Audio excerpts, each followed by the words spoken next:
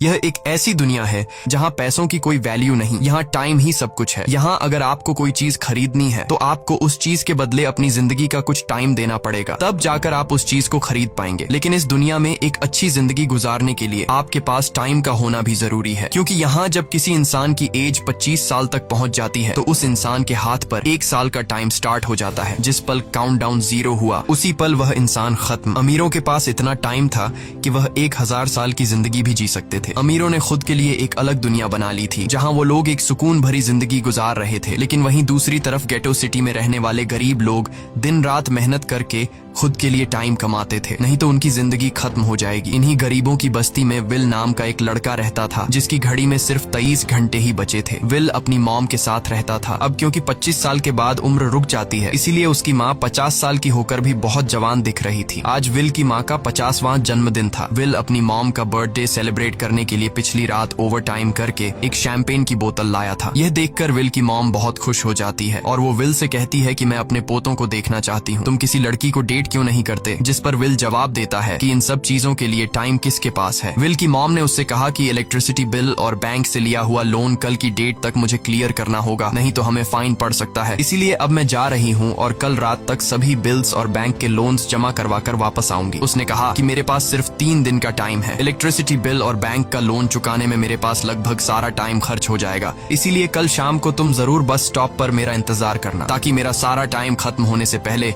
मैं तुमसे कुछ टाइम ले सकूं। इस पर विल ने कहा ठीक है, मैं टाइम पर पहुंच जाऊंगा। जाने से पहले विल की माँ विल के हाथ को छूकर उसकी बॉडी में 30 मिनट ट्रांसफर करती है ताकि विल अच्छा नाश्ता खरीद कर खा सके। इसके बाद दोनों अपने अपने काम पर निकल गए। रास्ते में विल के पास एक छोटी बच्ची आती है। वो विल को एक कैप्सूल देकर विल से उसका थोड़ा सा टाइम मांगती है। विल मुस्कुराते हुए उस छोटी बच्ची को कैप्सूल में अपनी जिंदगी का 5 मिनट का टाइम दे देता है और वह चली जाती है। यहाँ हमें पता चलता है कि यह लोग अपने टाइम को एक कैप्सूल में स्टोर भी कर सकते हैं, जिससे यह लोग कभी भी यूज और ट्रांसफर कर सकते हैं। इसके बाद विल काम के लिए फैक्ट्री पहुंच जाता है। काम शुरू करने से पहले वह कॉफी लेने जाता है, लेकिन वहाँ वह देखता है कि हर एक चीज का दाम डबल हो गया है। जहां पहले कॉफी 2 मिनट की मिलती थी, अब उसका प्राइस डबल होकर 4 मिनट हो चुका है। यहाँ पर कभी भी किसी चीज का भी दाम बढ़ा दिया जाता है बिना किसी अनाउंसमेंट के। ये बात विल को बहुत बुरी लगती है। मजबूरी में विल ने भी कॉफी के लिए अपनी जिंदगी के 4 मिनट पे किए और काम पर लग गया। दिन भर के काम के बाद रात के वक्त विल अपने दोस्त के साथ एक बार में जाता है। विल का दोस्त एक नंबर का शराबी था। वह हर वक्त शराब के नशे में टली रहता। विल का दोस्त विल को इशारे में बताता है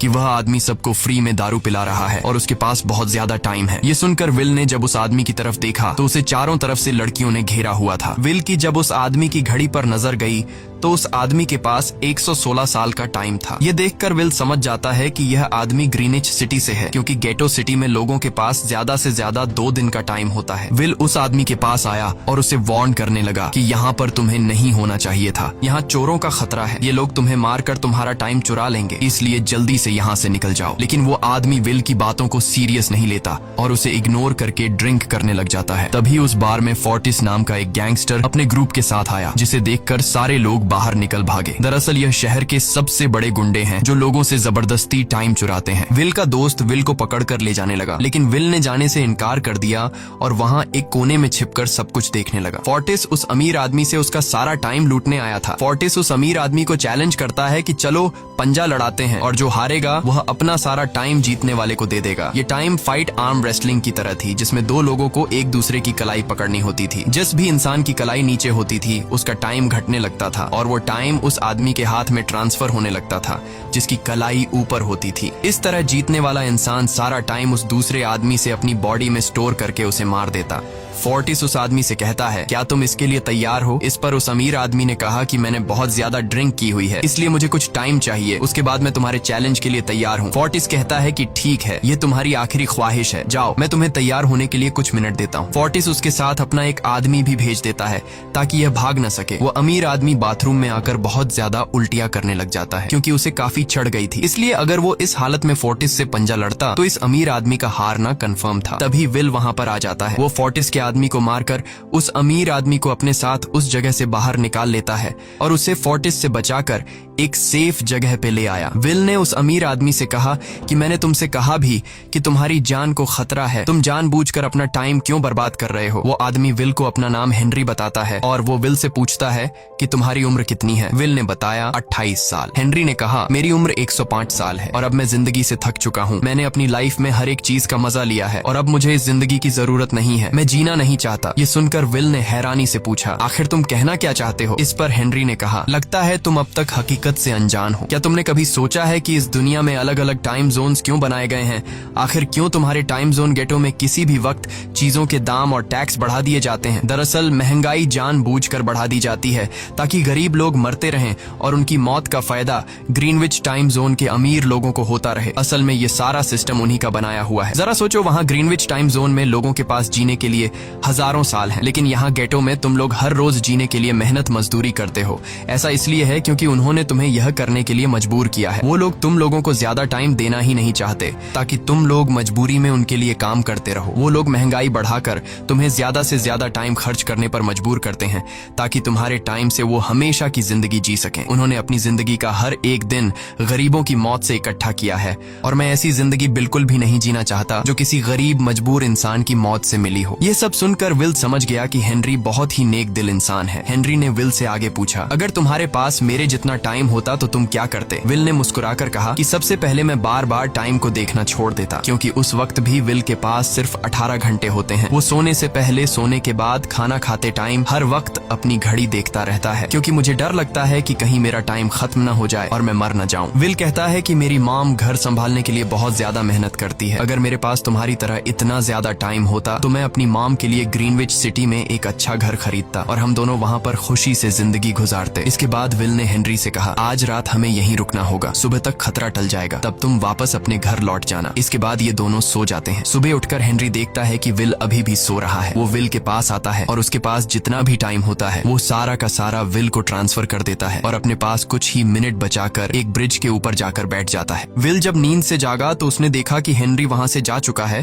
तभी हमेशा की तरह नींद से जागने के बाद विल ने अपनी घड़ी में नजर डाली। विल की घड़ी में 116 साल ऐड हो चुके थे। यह देखकर उसकी आंखें खुली की खुली रह गईं। उसे लगा कि वो अभी भी नींद में है और सपना देख रहा है। इसी दौरान विल की नजर विंडो पर पड़ी जिस पर लिखा था मेरा टाइम बर्बाद मत करना। वो समझ जाता है कि हेनरी ने मुझे अपना सारा समय दे दिया है। तभी विल ने हेनरी को दूर एक ब्रिज के किनारे पर बैठे देखा। विल जल्दी से हेनरी की तरफ भागा, लेकिन अब बहुत देर हो चुकी थी क्योंकि हेनरी के पास अब बस कुछ ही सेकंड्स बचे थे और थोड़ी देर बाद वो एक झटके से मरकर ब्रिज से नीचे पानी में गिर गया। विल को हेनरी की मौत का बहुत ज्यादा दुख होता है। अब विल के पास 116 साल की जिंदगी थी और वो समझ जाता है कि अगर मैं यहाँ पर रहा तो लोग समझेंगे कि हेनरी को इसी ने मारा है। विल जल्दी से अपने दोस्त के पास जाता है। विल का दोस्त विल के हाथ में इतना सारा टाइम देखकर शॉक रह जाता है, जिसके बाद विल ने अपने दोस्त को दोस्ती की खातिर 10 साल का टाइम दिया। ये देखकर विल का दोस्त उसका दिल से शुक्रिया अदा करता है। विल कहता है कि यहाँ रहना मेरे लिए अब ठीक नहीं, क्योंकि इतने ज्यादा टाइम को देखते हुए मेरा टाइम छीनने के लिए कोई भी मुझे मार सकता है। अब मैं अपनी माँ के लिए ग्रीनविच सिटी में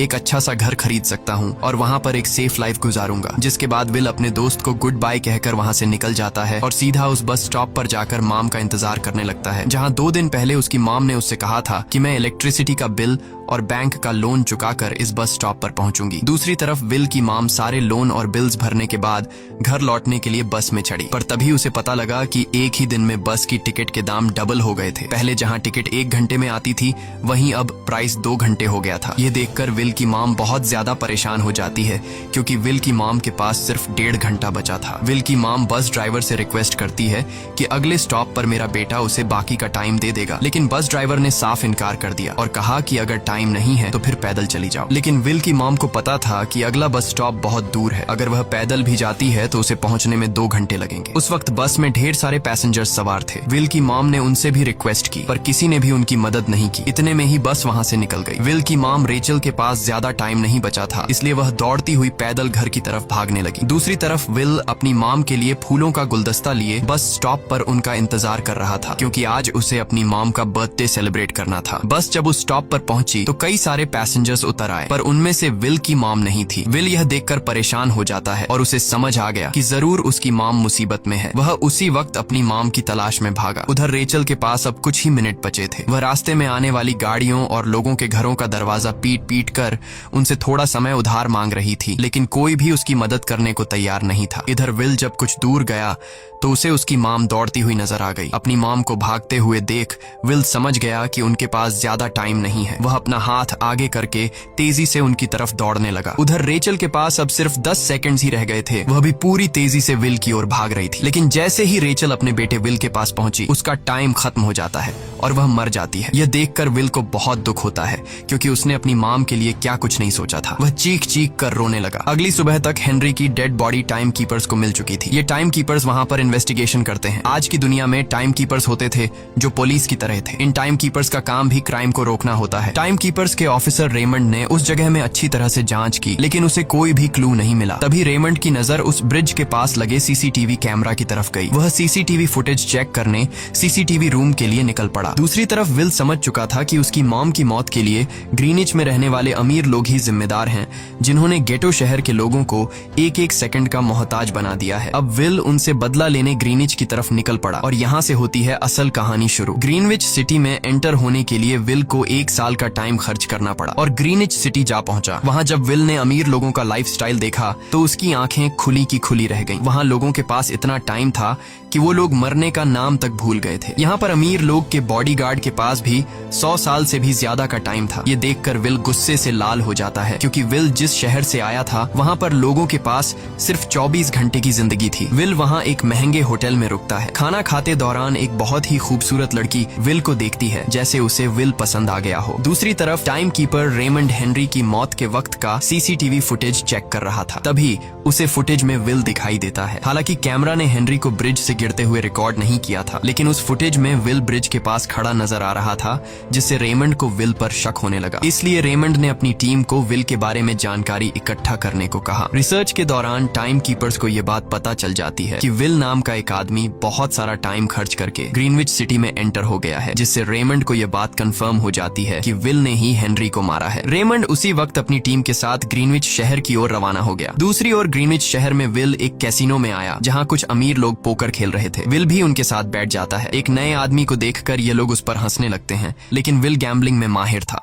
आज उसके लिए अमीरों से पैसे निकालने का सबसे अच्छा मौका था। विल ने फिलिप नाम के एक रईस आदमी के साथ पोकर की बाजी खेली। फिलिप यहाँ का सबसे रईस इंसान है। उसके पास खुद का एक टाइम बैंक है जो लोगों को लोन पर टाइम देता है। फिलिप के साथ उसकी डॉटर भी बैठी होती है। यह वही लड़की है जो कुछ देर पहले विल को गौर से देख रही थी। गेम जब शुरू हो जाती है तब विल अपनी लाइफ का सारा टाइम दांव पर लगा देता है और अपनी माइंड के बदौलत वो फिलिप से 1100 साल जीत जाता है। यह देखकर फिलिप की बेटी सिल्विया विल से काफी ज्यादा इम्प्रेस हो जाती है। उसने विल को कल रात अपने घर पार्टी पर इनवाइट किया। फिर अगली शाम विल एक नई नवेली कार खरीदकर फिलिप की पार्टी में जा पहुंचा। वहीं पार्टी के दौरान विल और सिल्विया डांस करने लगते हैं और सिल्विया मन ही मन विल को दिल दे बैठी। वो अपनी दिल की बात विल से करने ही वाली थी कि तभी टाइम कीपर रेमंड अपनी टीम के साथ वहां पहुंचता है और विल को पकड़ लेते हैं। विल को खूनी समझकर सिल्विया भी उससे नाराज हो गई। रेमंड ने सबसे पहले विल का सारा टाइम उससे छीनकर सिर्फ 2 घंटे दिए। उसके बाद वो विल को हेनरी के खून के इल्जाम में गिरफ्तार करने लगा। रेमंड विल से पूछता है कि तुमने हेनरी को क्यों मारा। विल उसे कहता है कि मैंने उसे मारा नहीं था,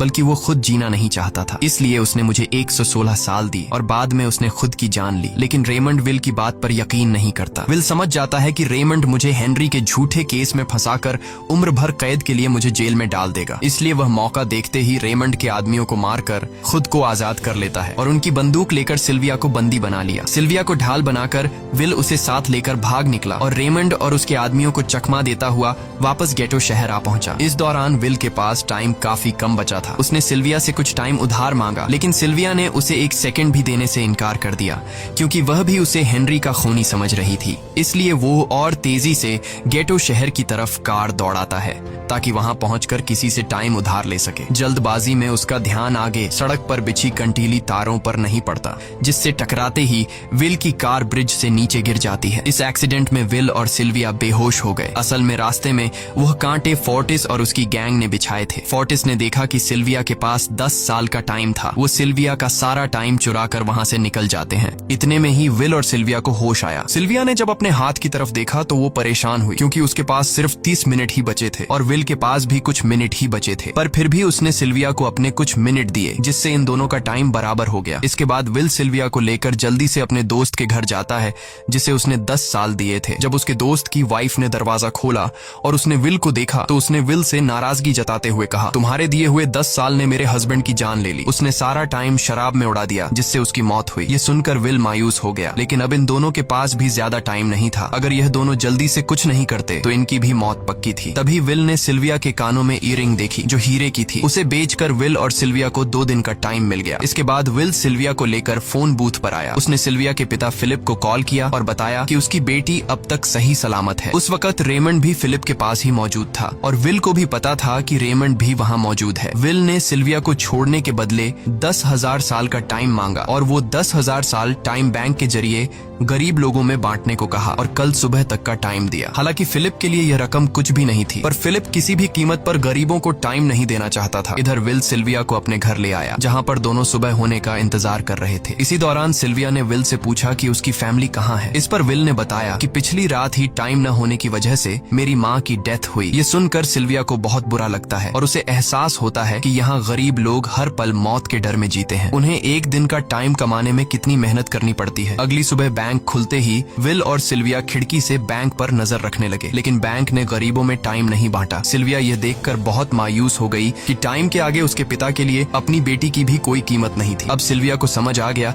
कि उसके पिता सिर्फ बिजनेसमैन नहीं है, बल्कि वो इस सिस्टम के हेड हैं। वो गरीब लोगों की मौत से अपनी जिंदगी के साल जमा करते हैं। सिल्विया को यूं मायूस देखकर विल ने उसे वापस घर भेजने का फैसला किया। वो उसे फोन बूथ पे ले आया और अपने पिता को कॉल करके अपने लिए मदद बुलाने को कहा। इस दौरान विल सिल्विया को वेपन भी दे देता है ताकि वो खुद की हिफाजत कर सके। इधर सिल्विया फोन पर अपने पिता से बात कर रही थी कि तभी टाइम कीपर रेमंड चुपके से वहां आ पहुंचा और विल पर गन तान दी। रेमंड विल पर गोली चलाने ही वाला था कि तभी सिल्विया ने रेमंड को देख लिया और घबराहट में रेमंड पर गोली चला दी। ये देख विल घबरा कर रेमंड के पास आया। हालांकि वो गोली रेमंड के हाथ को छू कर निकल गई थी। रेमंड के हाथ से बहुत खून निकल रहा था। विल ने रेमंड की घड़ी देखी। रेमंड के पास सिर्फ 2 घंटे बचे थे। दरअसल टाइम कीपर्स को भी सैलरी के तौर पर हर रोज 1 दिन का ही टाइम मिलता था। विल समझ गया कि जब तक रेमंड के पास उसके टीम वाले पहुंचेंगे तब तक रेमंड का ज्यादा खून बहने की वजह से उसकी मौत हो गई होगी। इसलिए विल रेमंड को 2 घंटे का टाइम देते हुए रेमंड की कार को लेकर वहां से निकल गया। रेमंड को गोली मारकर अब सिल्विया भी क्राइम लिस्ट में आ चुकी थी। हालांकि विल ने सिल्विया से कहा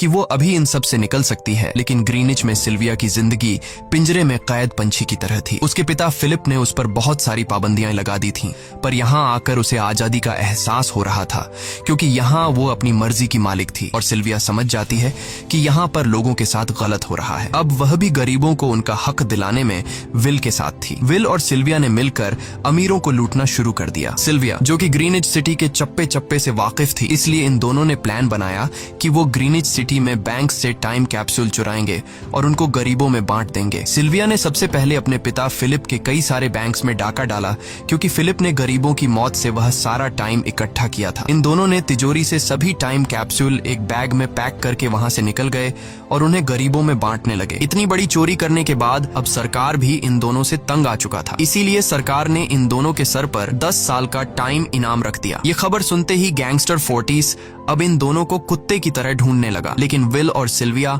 हर रोज अपना ठिकाना बदलते रहते थे जिससे वो किसी के हाथ नहीं आते थे। यह दोनों एक होटल में छुपे हुए थे। इनके पास टाइम की कमी तो थी नहीं, इसलिए उन्होंने पूरे होटल को ही बुक कर लिया था। फोर्टिस इन दोनों की तलाश में उस होटल के बाहर आ पहुंचा। वहां उसने कुछ लोगों को पकड़कर उनसे विल और सिल्विया के बारे में पूछने लगा, लेकिन उन लोगों पर विल और सिल्विया के बहुत एहसानात थे, इसलिए ये लोग मरने के लिए तो तैयार थे, पर विल और सिल्विया का ठिकाना बताने के लिए तैयार नहीं थे। लेकिन जब फोर्टिस ने उन लोगों पर बहुत ज्यादा जोर जबरदस्ती की तो उनमें से एक बंदा मौत के डर से फोर्टिस को उस होटल के बारे में बता देता है जहां विल और सिल्विया छुपे हुए थे, जिसके बाद फोर्टिस फौरन अपनी गैंग के साथ वहां पर पहुंच जाता है और इन दोनों को पकड़ लेता है। अब विल और सिल्विया का उनसे बच पाना नामुमकिन था। फोर्टिस ने विल को एक टेबल पर बैठा दिया और उसे टाइम फाइट के लिए चैलेंज किया। विल समझ गया कि अगर मैंने चैलेंज से इनकार किया तो फोर्टिस के गैंग वाले लोग मुझे मार देंगे, इसलिए क्यों ना आज इसके साथ पंजा आजमाया जाए। फोर्टिस और विल ने एक दूसरे की कलाई पकड़ ली और मौत का खेल शुरू हुआ। फोर्टिस माहिर खिलाड़ी था। उसने शुरुआत में ही विल का हाथ नीचे कर दिया, जिससे विल का टाइम तेजी से फोर्टिस में ट्रांसफर होने लगा। लेकिन विल बिल्कुल जोर ही नहीं लगा रहा था, जैसे कि वो जानबूझकर हार रहा हो। पर जैसे ही विल के पास अपनी लाइफ के 3 से 4 सेकंड बचे, तभी विल ने अपनी पावर दिखाई और एक झटके से फोर्टिस का हाथ नीचे कर दिया। फोर्टिस की आंखें खुली की खुली रह गईं। वो पूरा जोर लगाकर अपना हाथ ऊपर करने की कोशिश कर रहा था, लेकिन विल की ताकत के आगे वो ढीला पड़ चुका था। ये देख फोर्टिस के आदमियों का ध्यान फोर्टिस की घड़ी पर अटक गया। अब उनका बॉस मरने वाला था। इतने में ही मौका पाकर विल ने अपने जूते से गन निकाली और पलक झपकते ही फोर्टिस के सारे आदमियों को शूट कर दिया, क्योंकि अगर वो ऐसा नहीं करता तो वो लोग उसे मार देते। इसी के साथ फोर्टिस का टाइम 0 हो गया और वह भी मारा गया। विल और सिल्विया जल्दी से वहां से भाग निकले। इसी दौरान उन्होंने देखा कि अमीरों ने सारा खेल पलट दिया था। विल और सिल्विया ने गरीबों में जितना भी टाइम बांटा था, उसकी वैल्यू अब कुछ भी नहीं रही थी, क्योंकि अमीरों ने महंगाई के दर को कई गुना बढ़ा दिया था। यह देख विल हारा हुआ महसूस करने लगा और उसे लगा कि मैं कभी भी इन गरीबों को उनका हक नहीं दिला सकूंगा। उसने सिल्विया से कहा कि अब सब खत्म हो चुका है। अगर वो लोगों में 1000 साल भी बांट दें तो अमीर लोग महंगाई को और ज्यादा बढ़ा देंगे, जिससे लोगों की हालत कभी नहीं सुधर पाएगी। सिल्विया ने कहा कि कोई तो रास्ता होगा। इस पर विल ने कहा कि हमें लाखों साल चुराकर इन लोगों को देने होंगे, तब जाकर हम लोग महंगाई को कंट्रोल कर सकते हैं। हालांकि यह इतना आसान नहीं था, पर सिल्विया ने इसके लिए एक प्लान सोच रखा था। अगली ही सुबह जब फिलिप अपने बॉडीगार्ड्स के साथ ऑफिस पहुंचा, तभी सिल्विया वहां आई और उसने अपने पिता से कहा कि वो सरेंडर करना चाहती है। तब सारे गार्ड्स ने सिल्विया पर गन तान दी, लेकिन तभी वहां पीछे से गार्ड के बेस में छिपा विल वहां आ पहुंचा। उसने फिलिप के सर पर गन रखी और उसके जरिए लॉकर का दरवाजा खुलवाया। विल और सिल्विया ने फिलिप के लॉकर से एक टाइम कैप्सूल चुरा लिया, जिसमें 10 लाख साल का टाइम मौजूद था। इस टाइम कैप्सूल का एक साल गरीबों की ही मौत से आया था। विल और सिल्विया वह टाइम कैप्सूल लेकर भाग जाते हैं। इधर रेमंड को जब यह बात पता चली तो वह फौरन विल और सिल्विया के पीछे लग गया। जब रेमंड ने अपने हाथ पर घड़ी को देखा तो उसके पास 1 घंटे से भी कम टाइम बचा हुआ था। वह हेडक्वार्टर कॉल करके कहता है कि मुझे मेरी सैलरी कैप्सूल में भेज दो, मेरे पास टाइम कम है। लेकिन इससे पहले कि वह अपनी बॉडी में कैप्सूल से टाइम ट्रांसफर कर पाता, उसे विल की कार दिख जाती है और वह कैप्सूल से अपनी बॉडी में बिना टाइम ट्रांसफर किए उनके पीछे लग जाता है, क्योंकि अगर वो 10 लाख साल गरीबों को मिल जाते तो गेटो टाइम जोन का हर एक इंसान अमर हो जाता और अमीरों का बनाया पूरा सिस्टम तहस नहस हो जाता। रेमंड ने विल और सिल्विया को पकड़ने के लिए अपनी पूरी जी जान लगा दी, लेकिन वो उन्हें रोक नहीं पाया। विल और सिल्विया रेमंड को चकमा देकर गेटो शहर आ गए और वह टाइम कैप्सूल एक बच्ची के हाथों में सौंप दिया। उन्हें पता था कि रेमंड सीधा हमारे पीछे गीटो शहर पहुंचेगा, इसलिए उन्होंने इस जगह को छोड़कर एक सुनसान जगह पर चले गए। उधर उन्होंने गीटो शहर के लोगों में लाखों साल बांटकर उन्हें अमर कर दिया था, लेकिन खुद इन दोनों के पास बहुत ही कम टाइम बच जाता है। बदकिस्मती से उसी पल रेमंड ने उन्हें पकड़ लिया। रेमंड ने विल को धमकी देते हुए कहा, अगर तुम्हें अपनी जान प्यारी है तो चुराया हुआ सारा टाइम वापस कर दो। तब विल ने उसे अपनी घड़ी का समय दिखाया। विल और सिल्विया के पास कुछ ही मिनट बचे थे। विल ने रेमंड से कहा, कहीं तुम भूल तो नहीं गए? याद है जब तुम मरने वाले थे तो मैंने तुम्हें कुछ टाइम उधार दिया था। टाइम तो तुम्हें मुझे वापस करना चाहिए। यह सुनकर रेमंड को याद आया कि विल और सिल्विया को पकड़ने की जल्दी में उसने अपने टाइम पर ध्यान ही नहीं दिया। जब उसने अपनी घड़ी पर नजर डाली तो उसके पास सिर्फ 5 सेकंड ही बचे थे, जो देखते ही देखते 0 हो गए और रेमंड मारा गया। विल और सिल्विया रेमंड से तो बच गए थे, पर इन दोनों के पास भी अब सिर्फ एक मिनट ही बचा था। ऊपर से उस सुनसान इलाके में उनकी मदद करने वाला भी अब कोई नहीं था। उन्हें अपनी मौत साफ नजर आ रही थी। इन दोनों ने मायूस होकर एक दूसरे को गले लगाया और तभी विल को रेमंड की कार नजर आई। विल फौरन कार की तरफ भागा और वहां पहुंचकर उसने रेमंड की सैलरी का टाइम अपनी घड़ी में ट्रांसफर कर दिया। इसके बाद वह सिल्विया को भी टाइम देने उसकी ओर भागने लगा। सिल्विया भी तेजी से विल की ओर दौड़ रही थी। सिल्विया के पास कुछ ही सेकंड्स बचे हुए थे। यह बिल्कुल उसी तरह का पल था जिस तरह से विल ने अपनी मॉम को खोया था। विल ने अपनी मॉम को तो खो दिया था, पर सिल्विया को नहीं खोना चाहता था। विल सिल्विया के बिल्कुल करीब ही था, पर तभी सिल्विया विल की बाहों में गिर पड़ी। लकीली विल ने सही वक्त पर सिल्विया का हाथ थाम लिया था, जिससे उसकी जान बच गई। विल और सिल्विया की बदौलत अब डेटन शहर के सारे लोग अमर हो चुके थे। अब उन्हें एक घंटे कमाने के लिए फैक्ट्रीज में काम करने की जरूरत नहीं थी। वह सभी अपने सपनों को पूरा करने ग्रीनिच शहर की ओर निकल पड़े, जिससे अमीरों का बनाया सारा सिस्टम फेल हो गया। वहीं इसी के साथ यह कहानी खत्म हो जाती है। अगर आपको वीडियो अच्छी लगी हो तो हमारे चैनल को सब्सक्राइब और वीडियो को लाइक जरूर कीजिएगा।